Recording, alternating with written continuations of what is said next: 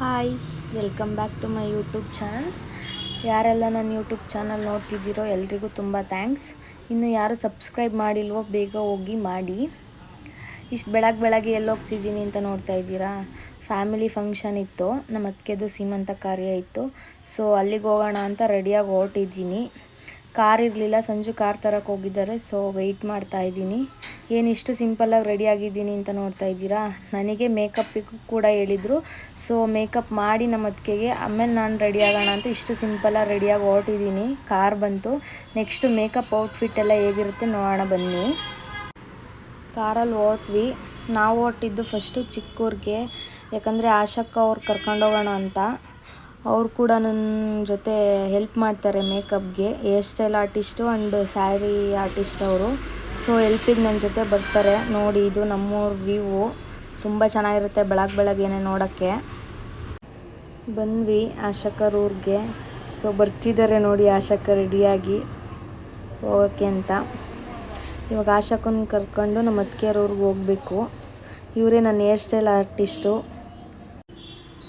ಆಶಕ್ಕನ ಕರ್ಕೊಂಡು ಹೊರಟ್ಮೇಲೆ ನಮ್ಮ ಅತ್ತಿಗೆಯವ್ರ ಊರಿಗೆ ಹೊರಟ್ವಿ.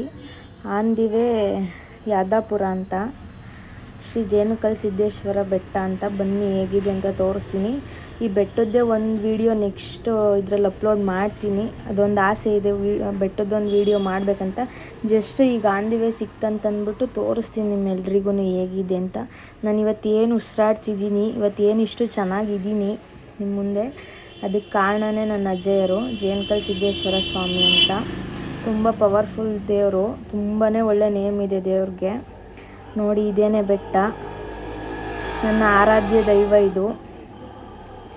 ಬೆಟ್ಟ ಮೇಲೆ ಹತ್ತಿ ಹೋಗಬೇಕು ದೇವಸ್ಥಾನಕ್ಕೆ.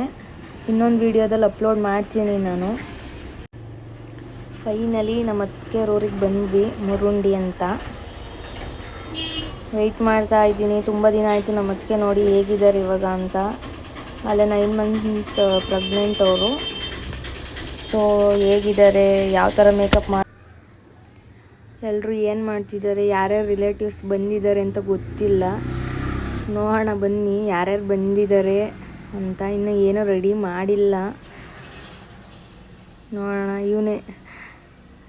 ಇವನೇ ನಮ್ಮ ಅಣ್ಣ, ದೊಡ್ಡಣ್ಣ. ಗಡ್ಡ ಎಲ್ಲ ಬಿಟ್ಬಿಟ್ಟಿದ್ದಾನೆ, ಪಾಪು ಆದಮೇಲೆ ಮಂಡೆ ಕೊಡೋಕ್ಕೆ. ಇವನು ನನ್ನ ದೊಡ್ಡ ಲೋಪರ್ ಇವನು.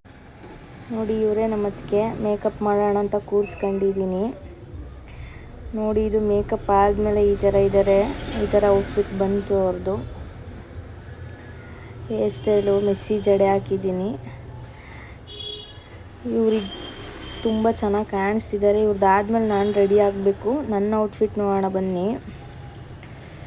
ನೋಡಿ, ನಾನು ಈ ಥರ ಫೈನಲಿ ಈ ಥರ ರೆಡಿಯಾಗಿದ್ದೀನಿ ಫಂಕ್ಷನ್ಗೆ. ನನ್ನ ಔಟ್ಫಿಟ್ ಹೇಗಿತ್ತಂತ ಕಮೆಂಟ್ ಮಾಡಿ.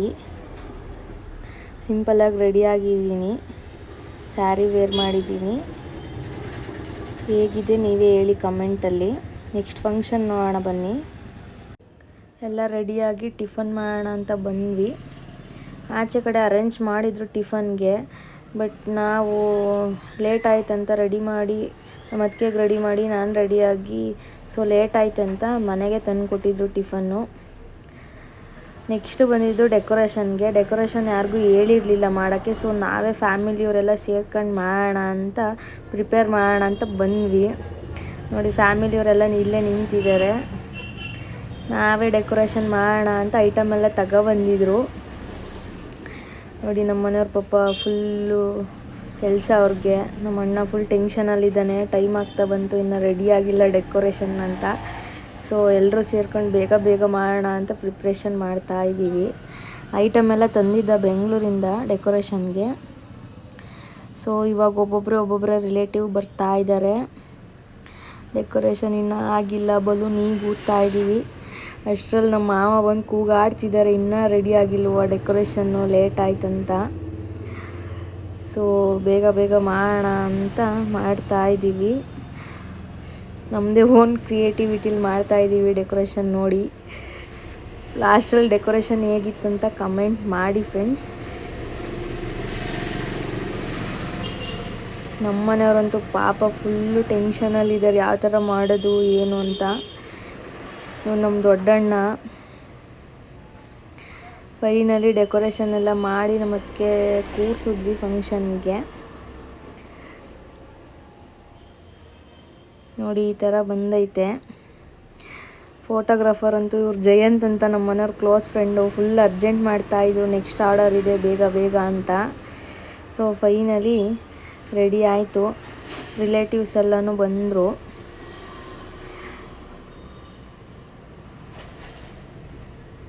ನಮ್ಮ ಅಕ್ಕ ಇವಳು ಹೇಗೆ ಕಾಣಿಸ್ತಿದ್ದಾರೆ ನೋಡಿ. ನಮ್ಮ ಅದಕ್ಕೆ ಫುಲ್ ಖುಷಿಯಾಗಿದ್ರು ಫಂಕ್ಷನ್ ಅಂತ.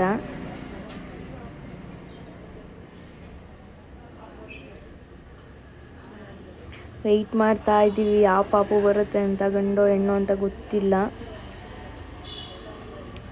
ನೋಡಬೇಕು ಯಾವ ಪಾಪು ಅಂತ. ಯಾವ್ದಾರು ಆಗಿರಲಿ ಆರೋಗ್ಯವಾಗಿ ಬಂದರೆ ಸಾಕು. ಅದಕ್ಕೋಸ್ಕರನೇ ಪಾಪ ಇಷ್ಟೆಲ್ಲ ಕಷ್ಟಪಟ್ಟು ಮಾಡ್ತಿದ್ದಾರೆ.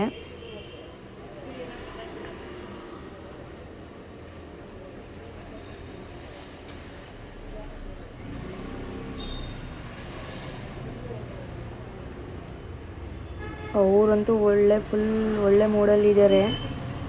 ಖುಷಿ ಅವ್ರಿಗೆ ಸೀಮಂತ ಫಂಕ್ಷನ್ ಅಂತ. ಅದರಲ್ಲೂ ಈ ಥರ ಡೆಕೋರೇಷನ್ ಎಲ್ಲ ಮಾಡಿ ಮೇಕಪ್ ಮಾಡಿರೋದು ಇನ್ನೂ ಖುಷಿಲಿದ್ದಾರೆ ಪಾಪ ಅವರು. ಯಾಕಂದರೆ ಅವ್ರ ಮದುವೆ ಕೊರೋನಾ ಟೈಮಲ್ಲಿ ಆಗಿದ್ದು. ಆ ಟೈಮಲ್ಲಿ ಏನೂ ಸಿಗಲಿಲ್ಲ ಅವ್ರಿಗೆ. ಸೊ ಇವಾಗಾದರೂ ಮಾಡೋಣ ಅಂತ ಮಾಡ್ತಿದ್ದಾರೆ ಫ್ಯಾಮಿಲಿಯವರೆಲ್ಲನೂ. ನಾನು ಈ ಥರ ರೆಡಿಯಾಗಿದ್ದೆ ಫಂಕ್ಷನ್ಗೆ. ಎಲ್ಲರೂ ಆಡ್ಕೊಳೋರೆ ನನಗೆ ಯೂಟ್ಯೂಬ್ ಕ್ರಿಯೇಟರ್ ಅಂತ.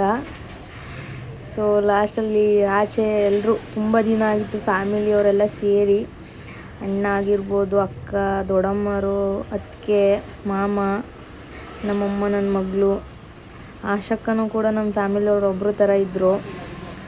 ಎಲ್ಲರೂ ಮಾತಾಡ್ತಾ ಕೂತಿದ್ದಾರೆ. ತುಂಬ ದಿನ ಆಯಿತು ಸಿಕ್ತು ಅಂತ ಎಲ್ಲರೂ ಸಿಕ್ಕಿ.